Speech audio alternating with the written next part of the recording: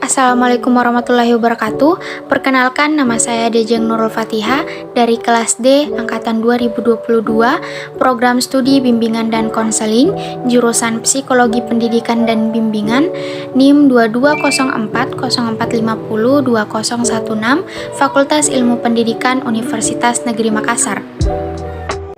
Materi pertama yang akan saya paparkan kali ini yaitu mengapa dan bagaimana pendidikan agama Islam diajarkan di perguruan tinggi. Pembahasan pertama yaitu menelusuri konsep dan cara pembelajaran agama Islam di perguruan tinggi. Islam sering dimaknai dengan damai. Sama atau berbedakah makna damai dalam Islam dan makna damai dalam pandangan masyarakat Islam Indonesia?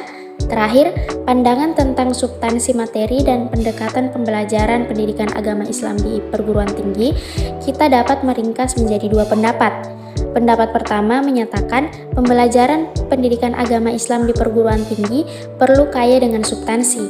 Mahasiswa harus dibekali dengan sebanyak-banyaknya materi pendidikan agama Islam. Dosen pendidikan agama Islam harus menyuguhkan materi pembelajaran agama secara luas dan mendalam.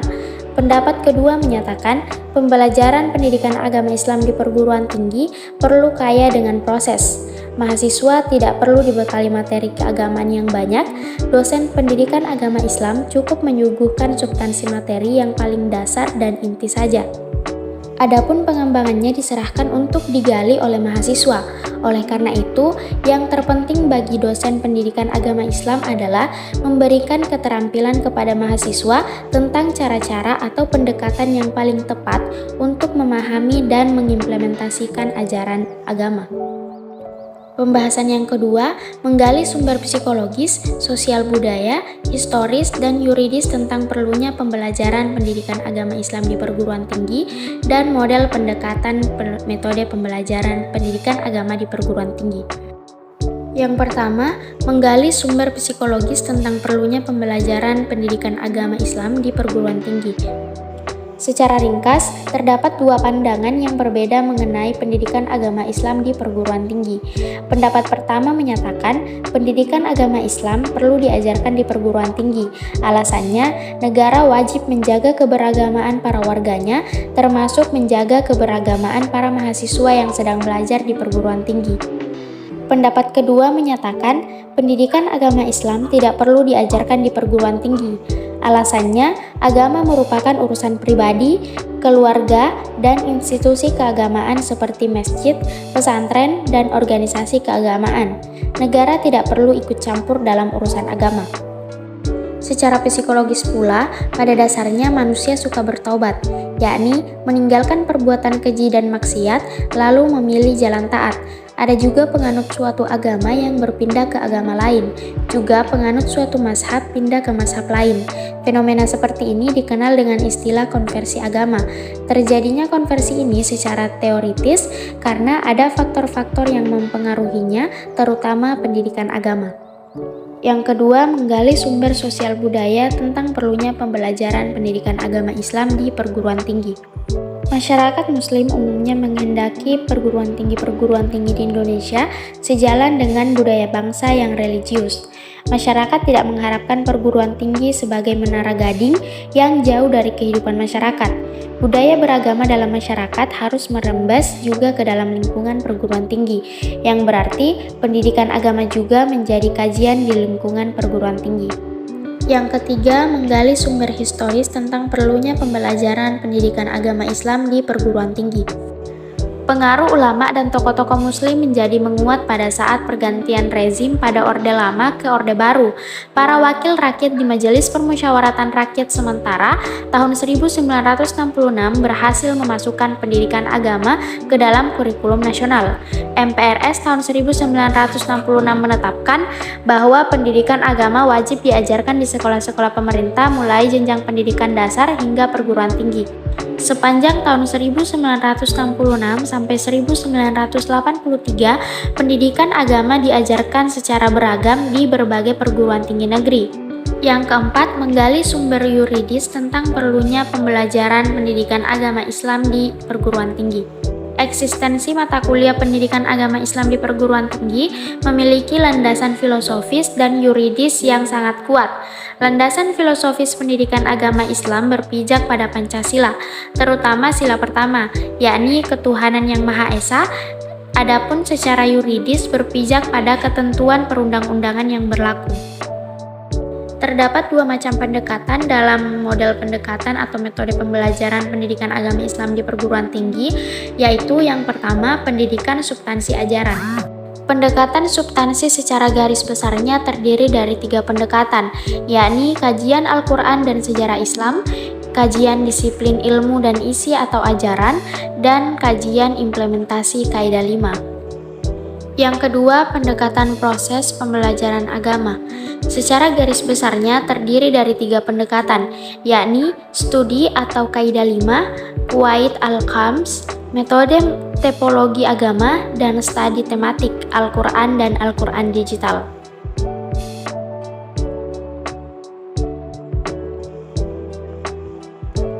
Materi kedua yaitu tentang bagaimana manusia bertuhan.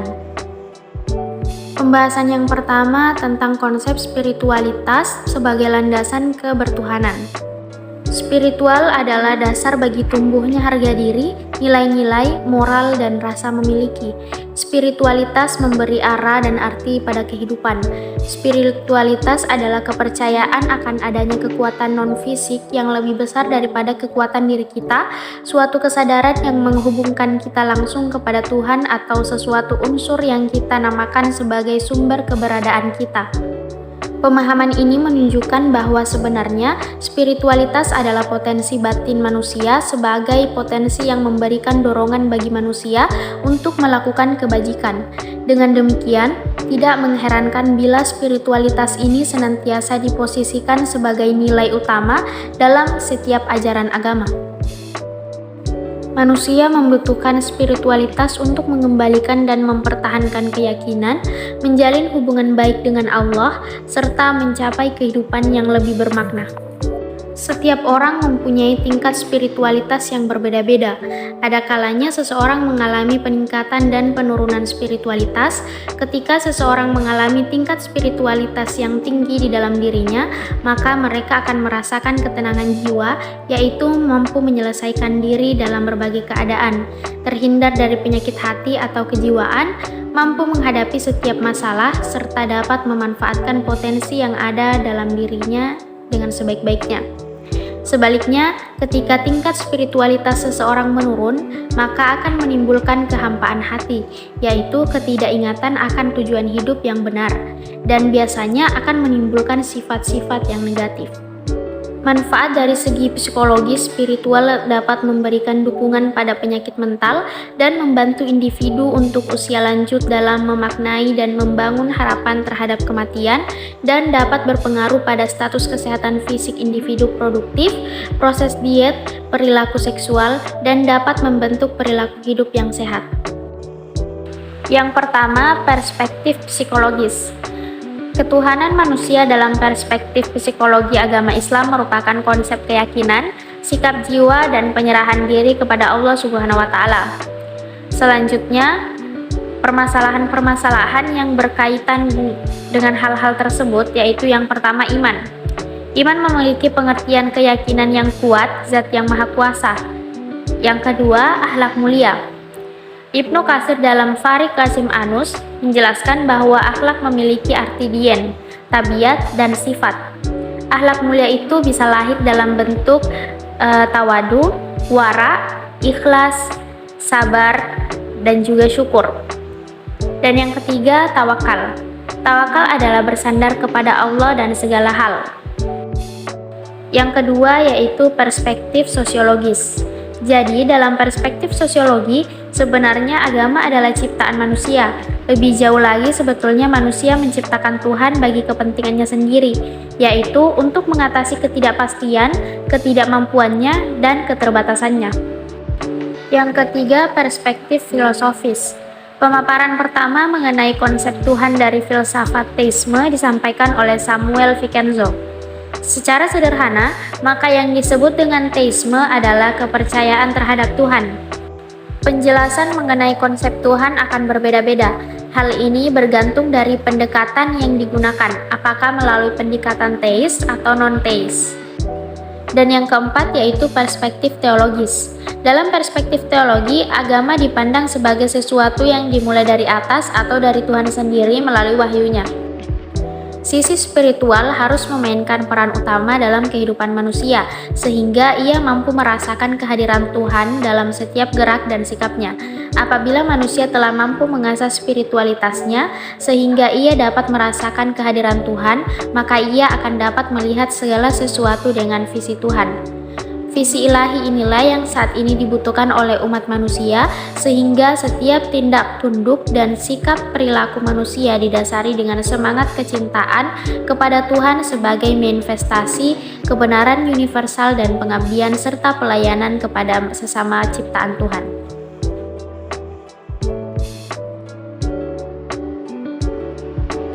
Materi yang ketiga yaitu agama menjamin kebahagiaan.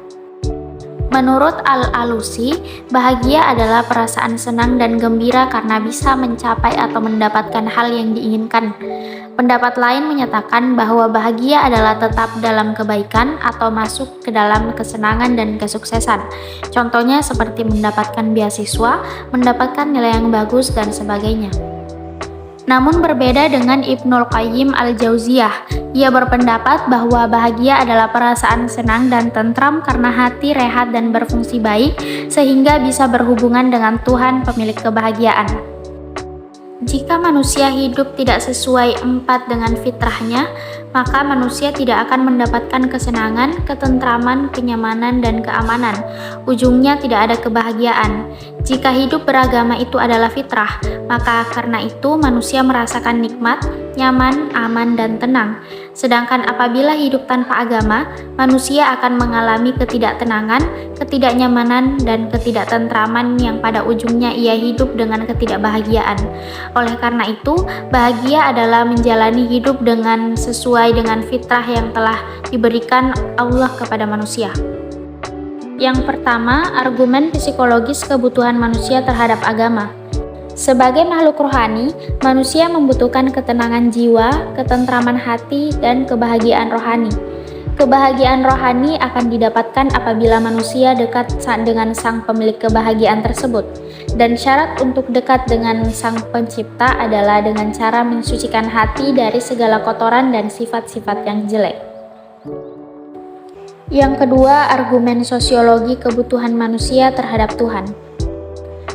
Dengan adanya keseimbangan hubungan secara horizontal atau vertikal, maka manusia dapat memperoleh kebahagiaan horizontal apabila ia dihargai orang lain dan diterima oleh lingkungannya, dan mendapatkan kebahagiaan vertikal apabila ia bisa mendekatkan diri kepada Tuhannya dengan baik dan benar.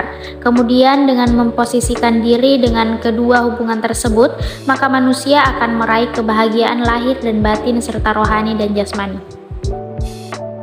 Sebagaimana telah diketahui bahwa misi utama Rasulullah SAW seperti halnya rasul-rasul yang sebelum beliau adalah mengajak manusia kepada Allah, la ilaha illallah. Itulah landasan teologis agama yang dibawa oleh Rasulullah dan oleh semua para nabi dan rasul.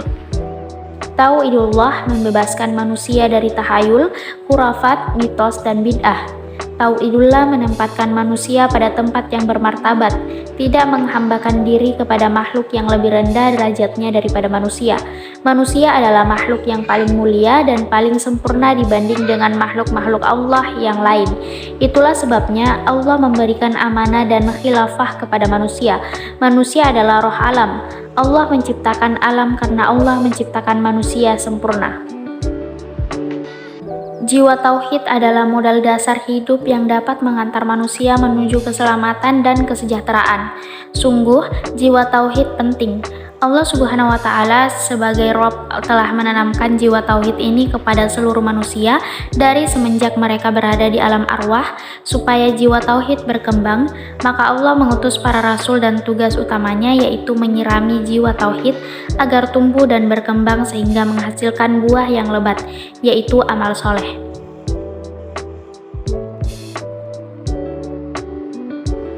Materi yang keempat yaitu mengintegrasikan iman, Islam, dan ihsan dalam membentuk insan kamil. Dalam Kamus Besar Bahasa Indonesia atau KBBI, iman berarti kepercayaan atau menghargai agama, keyakinan kepada Allah, Nabi, kitab, dan sebagainya, ketetapan hati, keteguhan hati, dan keseimbangan batin. Dalam bahasa Arab, iman berakar dari kata amana yu'minu imanan, yang secara etimologis berarti percaya dan yakin. Sebagian ulama berpendapat bahwa iman adalah ketika kita percaya dalam hati atau membenarkan, mengakui dengan lisan dan melakukan dengan perbuatan yang menghasilkan sikap, menerima dan tunduk. Lebih spesifik, Imam Al-Ajuri berpandangan bahwa iman adalah pembenaran dengan hati, ikrar dengan lisan, dan pengalaman dengan anggota tubuh. Seseorang tidak menjadi mukmin atau beriman kecuali terkumpullah 3 hal tersebut. Percaya dan yakin pada suatu hal disebut dengan arkanul iman atau rukun iman, sebagaimana dalam sebuah hadis yang diriwayatkan oleh Imam Muslim, yang artinya, maka kabarkanlah tentang iman. Rasulullah SAW bersabda, iman adalah bahwa kamu beriman kepada Allah dan para malaikatnya, segala kitabnya, rasulnya, dan hari kiamat, serta kamu beriman dengan qadar baik dan buruk. Iman merupakan syarat diterimanya amal soleh, yaitu amal yang dilakukan seorang muslim. Kebaikan yang tidak dilandasi iman akan sia-sia. Sebaliknya, iman yang benar akan menghasilkan amal soleh. Yang kedua, Islam. Kata salam memiliki arti damai atau perdamaian. Ini merupakan salah satu makna dari ciri-ciri dari Islam, yaitu bahwa Islam merupakan agama yang mengajarkan umatnya untuk cinta damai atau senantiasa memperjuangkan perdamaian, bukan peperangan atau konflik dan kekacauan. Yang ketiga, ihsan. Ihsan dalam bahasa Arab berarti kesempurnaan atau terbaik. Dalam Islam, ihsan adalah seseorang yang melakukan perbuatan baik dan menahan diri dari dosa. Dan yang keempat, insan kamil. Insan kamil berasal dari bahasa Arab, yaitu gabungan dari 2 kata, insan dan kamil. Secara bahasa, insan berarti manusia dan kamil berarti sempurna. Dengan demikian, insan kamil berarti manusia sempurna. Karena kesempurnaan insan kamil terletak dari iman, Islam, dan ihsan, sehingga insan kamil dapat mewujudkan pengetahuan tentang iman, Islam, dan ihsan dalam kehidupan sehari-hari. Hubungan atau keterkaitan antara iman, Islam, dan ihsan adalah suatu kesatuan yang tidak dapat dipisahkan. Iman adalah keyakinan yang kokoh yang menjadi dasar akidah. Sedangkan pelaksanaan rukun Islam dilakukan dengan cara ihsan sebagai upaya pendekatan diri kepada Allah Subhanahu wa taala. Iman menurut istilah adalah meyakini dengan dalam hati, mengucapkan apa yang kita yakini dalam hati tadi dengan lisan, dan mengamalkan dalam perbuatan sehari-hari apa yang sudah kita yakini dalam hati dan sudah kita ucapkan dengan lisan. Salah satu metode atau cara yang dapat dilakukan dalam meningkatkan keimanan adalah dengan salat yang sesuai dengan syariat dan hakikat. Sesuai syariat maksudnya adalah ketika kita mengerjakan sholat dan semua gerakannya benar dari takbiratul ihram sampai salam, begitu pula dengan bacaan-bacaannya. Sedangkan sesuai hakikat bermakna jika seorang hamba sholat, maka dia mampu menghadirkan Allah di dalam hatinya. Adapun jalan utama untuk mencapai derajat insan kamil adalah jihad akbar. Jihad akbar di sini artinya menundukkan nafsu dan syahwat. Imam Ghazali dan kaum Syufi lainnya merontokkan 7 macam nafsu, yaitu nafsu ammarah, lawwamah, mulhimah, mutmainnah, radiyah, mardiyah, dan kamilah.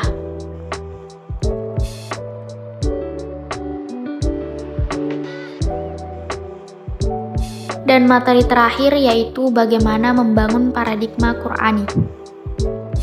Secara etimologis, kata paradigma dari bahasa Yunani yang asal katanya adalah para dan digma. Para mengandung arti di samping, di sebelah, dan keadaan lingkungan. Digma berarti sudut pandang, teladan, arketip, dan ideal. Dapat dikatakan bahwa paradigma adalah cara pandang, cara berpikir tentang suatu realitas. Adapun secara terminologis, paradigma adalah cara berpikir berdasarkan pandangan yang menyeluruh dan konseptual terhadap suatu realitas atau suatu permasalahan dengan menggunakan teori-teori ilmiah yang sudah baku, eksperimen, dan metode keilmuan yang bisa dipercaya. Semua orang menyatakan bahwa ada suatu keyakinan dalam hati orang-orang beriman.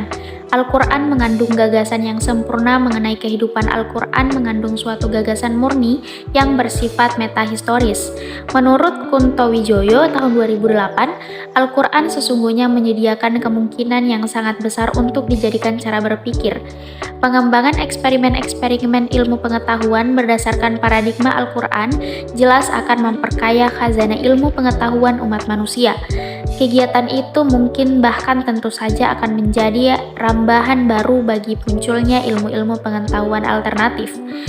Premis-premis normatif Al-Quran dapat dirumuskan menjadi teori-teori yang empiris dan rasional. Struktur transendental Al-Quran adalah sebuah ide normatif filosofis yang dapat dirumuskan menjadi paradigma teoretis. Paradigma Qur'ani akan memberikan kerangka bagi pertumbuhan ilmu pengetahuan empiris dan ilmu pengetahuan rasional dan irasional, dalam arti sesuai dengan kebutuhan pragmatis masyarakat Islam, yaitu untuk mengaktualisasikan misinya sebagai khalifah di muka bumi. Al-Quran bagi umat Islam adalah sumber primer dalam segala segi kehidupan. Al-Quran adalah sumber ajaran teologi, hukum, mistisisme, pemikiran, pembaharuan, pendidikan, akhlak, dan aspek-aspek lainnya. Tolak ukur benar, salah, baik buruk, dan indah jelek adalah Al-Quran. Jika mencari sumber lain dalam menentukan benar salah, baik buruk, dan indah jelek, maka seseorang dianggap tidak konsisten dalam berislam.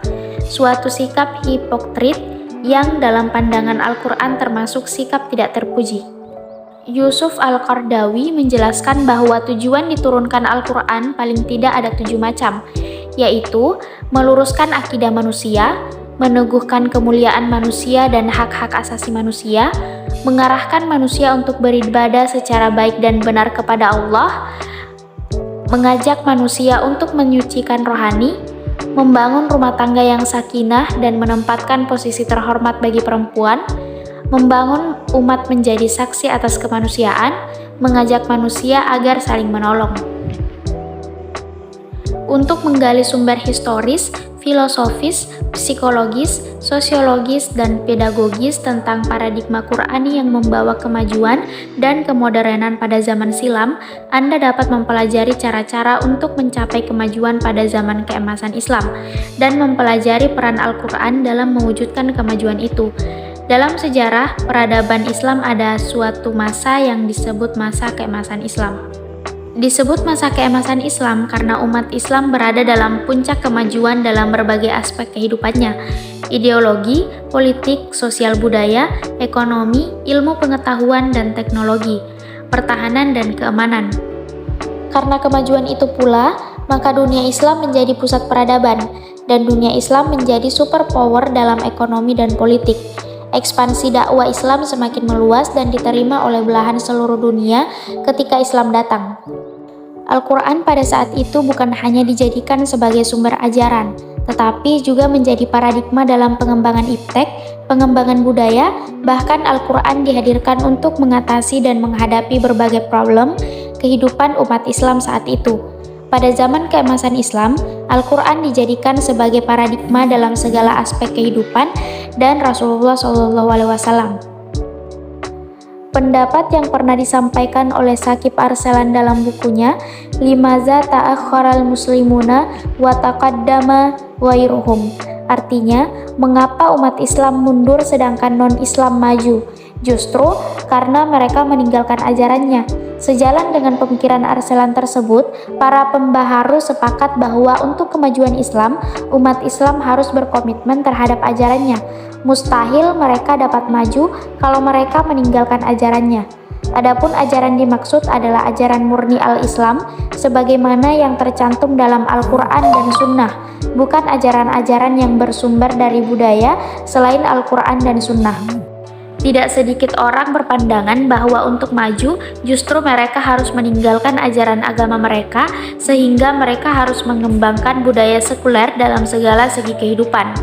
Sementara bagi umat Islam, untuk maju tidak perlu mengambil sekularisasi, malah sebaliknya, harus berkomitmen terhadap ajarannya. Ciri utama kehidupan modern adalah adanya pembangunan yang berhasil dan membawa kemajuan, kemakmuran, dan pemerataan. Pembangunan yang berkesinambungan yang berimplikasi terhadap perubahan pola hidup masyarakat ke arah kemajuan. Dan kesejahteraan itu merupakan bagian dari indikator kehidupan modern. Dalam konsep Islam, kemajuan dan kemodernan yang integral adalah sesuatu yang harus diraih dan merupakan perjuangan yang tak boleh berhenti. Kemajuan akan diraih dan akan menjadi milik umat Islam. Jika umat Islam sekarang bersikap yang sama terhadap Al-Quran, sebagaimana umat pada zaman keemasan bersikap terhadap Al-Quran, yakni menjadikan Al-Quran sebagai paradigma dan akhirnya menjadi hidayah dalam segala aspek sekaligus sebagai paradigma pemecahan problem kehidupan. Paradigma Qur'ani telah berkontribusi dalam mewujudkan kemajuan dan kemodernan pada zaman keemasan Islam yang ditandai dengan kemajuan pesat perkembangan iptek di dunia Islam yang berimplikasi terhadap kemajuan di bidang lainnya, ideologi, politik, ekonomi, budaya, militer, pendidikan, perdamaian, keemasan, kesejahteraan, dan lainnya.